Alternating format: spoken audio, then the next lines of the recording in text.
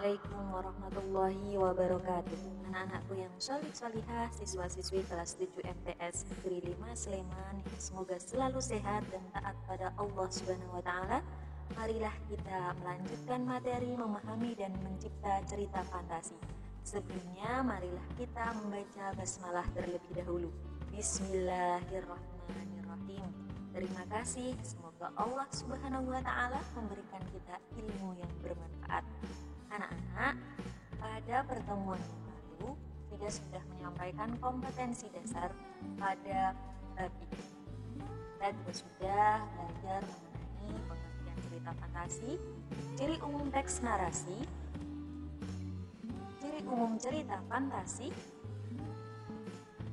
ada keajaiban, ide ceritanya terbuka pada daya khayal penulis, menggunakan berbagai latar, tokohnya unik, bersifat fiksi, bahasa yang digunakan menggunakan sinonim dengan emosi kuat dan variasi kata yang ekspresif dengan berbagai ragam percakapan. Kita juga sudah belajar jenis cerita fantasi. Jenis cerita fantasi berdasarkan latar cerita, zaman, dan lintas waktu, berdasarkan kesesuaian dengan kehidupan nyata, total dan irisan. Nah, pada hari ini kita akan belajar cerita fantasi bagian kedua. Pada hari ini yang akan kita pelajari adalah menceritakan kembali isi cerita fantasi yang dibaca atau didengar. Yang pertama, menentukan tokoh, latar, dan urutan peristiwa.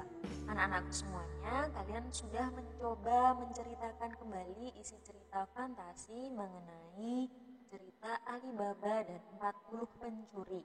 Nah, pada hari ini silahkan buka buku paket kalian halaman 54 sampai 55. Di situ ada contoh cerita fantasi dengan judul Ruang Dimensi Alfa. Ada tokoh-tokohnya, Ersa, Doni, dan Ardi.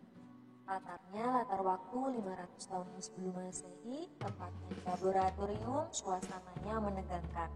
Urutan peristiwa bermula dari Doni yang gugup dan bingung, ingin mengembalikan manusia purba, mengotak-atik komputer, mengklik tombol run pada layar monitor Lumina dan muncul Aurora, agar asteroid terbuka lebar.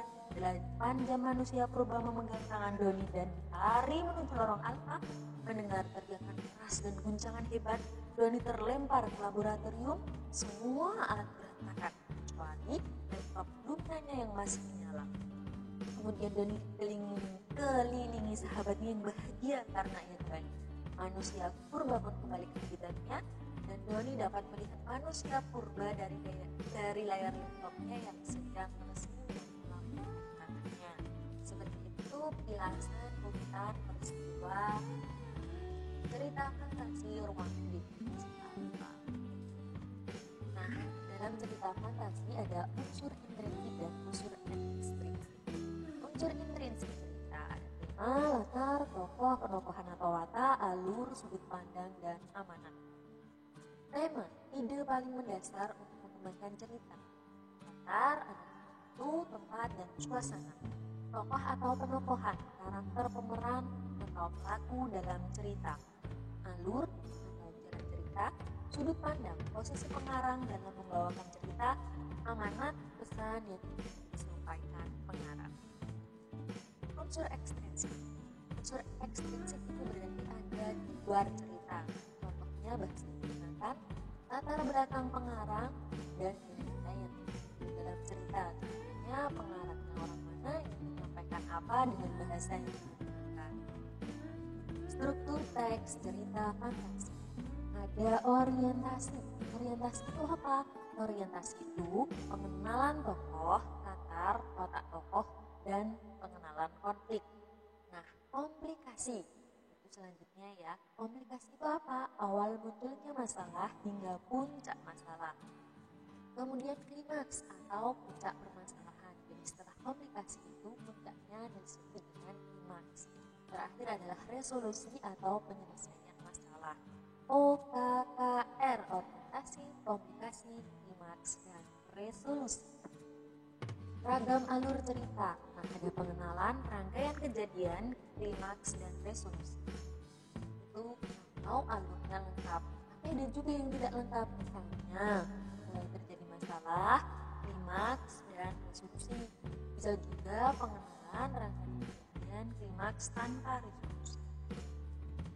Kaidah kebahasaannya kita pelajari pada teks cerita fantasi.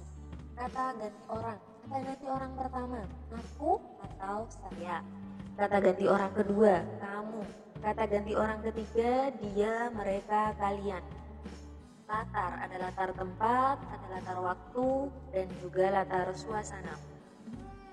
Kata sambung penanda urutan waktu. Setelah itu, kemudian, sementara itu, bersamaan dengan itu, tiba-tiba, ketika, sebelum, dan sebagainya. Itu adalah kata sambung penanda urutan waktu.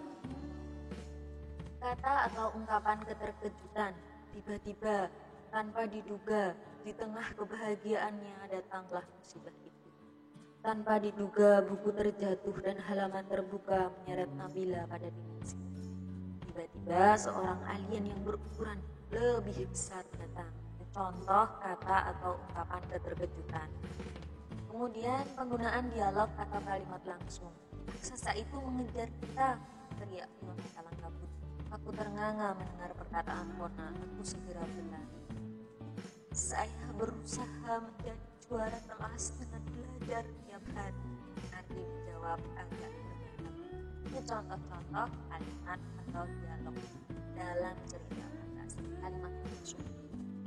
Ya, terima kasih. Semoga kalian dapat memahami materi mengenai cerita fantasi yang aku sampaikan. Semoga bermanfaat untuk kalian. Terima kasih. Wassalamualaikum warahmatullahi wabarakatuh.